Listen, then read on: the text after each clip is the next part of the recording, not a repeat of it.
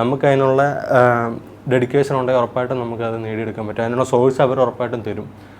അപ്പം ആദ്യത്തെ ഒരു വർഷക്കാലം എനിക്ക് പറ്റുന്നില്ലായിരുന്നു. അപ്പം അത് പല കാരണങ്ങളാൽ എനിക്ക് പറ്റുന്നില്ലായിരുന്നു. പിന്നെയുള്ള ഒരു വർഷക്കാലം ഞാൻ നല്ലോണം ഡെഡിക്കേറ്റ് ചെയ്തിരുന്നു. ഹായ്, എൻ്റെ പേര് സുബിൻ. ഞാനിവിടെ കൊല്ലത്ത് നിന്നാണ് വരുന്നത്, പെരുമ്പുഴ. അപ്പോൾ ഞാനിവിടെ ICD ജോയിൻ ചെയ്തിട്ട് ഇപ്പോൾ ഏകദേശം 2 വർഷമാകുന്നു. 2021 സെപ്റ്റംബറിലാണ് ഞാൻ ജോയിൻ ചെയ്തത്. ഇപ്പോൾ എനിക്ക് ഈ പ്രാവശ്യം കഴിഞ്ഞ RRB ക്ലർക്കിൽ ഞാൻ ലിസ്റ്റിൽ ഉൾപ്പെട്ടിരിക്കുന്നു. 2 വർഷക്കാലം ഞാൻ പഠനത്തിനായി ചിലവഴിച്ചു. അതിൽ 1 വർഷമാണ് എനിക്ക് സത്യം പറഞ്ഞാൽ ഫുൾ ഡെഡിക്കേഷൻ ഇടാൻ പറ്റിയത്. ആദ്യത്തെ 1 വർഷം എനിക്ക് പല കാരണങ്ങളാൽ കംപ്ലീറ്റ്ലി ഡെഡിക്കേറ്റഡ് അല്ലായിരുന്നു ഞാൻ. അല്ലെങ്കിൽ ഒരു പക്ഷേ നേരത്തെ നേടിയെടുക്കാവുന്നേ ഉള്ളായിരുന്നു. അപ്പോൾ എനിക്ക് ആദ്യം വന്ന കാലങ്ങളിൽ ICDയിൽ നല്ലൊരു ബേസ് ഉണ്ടാക്കിയെടുക്കാൻ ഇവിടുത്തെ സാറന്മാരും ഇവിടുത്തെ ക്ലാസ്സും വളരെയേറെ എന്നെ സഹായിച്ചു. അന്ന് വന്ന സമയത്ത് തന്നെ JK സാർ എന്നോട് പറഞ്ഞത്, ഞങ്ങൾക്ക് നിങ്ങളെ ഒരു സോഴ്സിൻ്റെ മുന്നിൽ കൊണ്ടെത്തിക്കാനേ പറ്റൂ. അതിന് നിങ്ങളത് അക്സെപ്റ്റ് ചെയ്യണോ അല്ലെ അത് നിങ്ങൾക്കത് കിട്ടുന്ന രീതി നിങ്ങൾ പ്രിപ്പയർ ചെയ്യുന്നതൊക്കെ നിങ്ങളുടെ തീരുമാനമാണ്. ഞങ്ങൾക്ക് അവിടെ കൊണ്ട് എത്തിക്കാം, സോഴ്സ് കൊണ്ട് കാണിക്കാൻ ഞങ്ങൾക്ക് സാധിക്കും എന്ന് JK സാർ പറഞ്ഞു. അപ്പോൾ അതിൽ നിന്ന് എനിക്ക് തോന്നിയത്, എനിക്ക് പ്രിപ്പയർ ചെയ്യാൻ എല്ലാവരോടും പറയാനുള്ള ഒരു കാര്യം ഇതാണ്.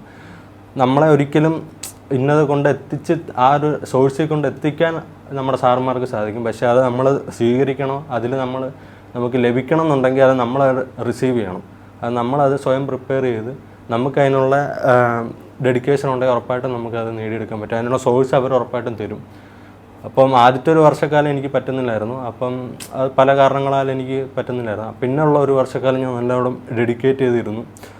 അപ്പോൾ ഡെഡിക്കേറ്റ് ചെയ്തപ്പം എൻ്റെ പ്രിപ്പറേഷൻ ഉണ്ടായിരുന്നത് കൂടുതലും ഞാൻ ചെയ്യുന്നതെന്ന് പറഞ്ഞാൽ ആദ്യം ഒരു മോക്ക് ചെയ്യുമായിരുന്നു. എന്ന് പറഞ്ഞാൽ ബേസൊക്കെ ആയി കഴിഞ്ഞിട്ട് ഞാൻ ഒരു മോക്ക് ചെയ്യുമ്പം എനിക്ക് പറ്റാത്ത ഓരോ പുതിയ രീതിയിലുള്ള കണക്കുകളും കാര്യങ്ങളൊക്കെ വരുമ്പോൾ കോണ്ടിൽ ഞാൻ ചെയ്യുന്നതെന്ന് പറഞ്ഞാൽ എൻ്റെ മിസ്റ്റേക്ക് എവിടെ ഞാൻ ഫിഗർ ഔട്ട് ചെയ്തിട്ട് അതിലെന്തുകൊണ്ട് എനിക്ക് തെറ്റുന്നു അല്ലെങ്കിൽ എന്തുകൊണ്ട് എനിക്കത് കഴിയുന്നില്ല എന്നുള്ള രീതിയിൽ ഞാൻ പിന്നെ അതെങ്ങനെ ചെയ്യേണ്ടതെന്ന് കറക്റ്റായിട്ട് കണ്ടുപിടിച്ച് എന്നിട്ട് ഇച്ചിരി റെലവൻ്റ് ആയിട്ടുള്ള മെത്തേഡ്സൊക്കെ ആണെങ്കിൽ ഞാൻ നോട്ട് ചെയ്യുമായിരുന്നു. കോണ്ടായാലും ഇംഗ്ലീഷ് ആയാലും റീസണിങ് പിന്നെ പതിയെ സെറ്റായിരുന്നു. നമ്മൾ പ്രാക്ടീസിൻ്റെ ആവശ്യമുള്ളൂ.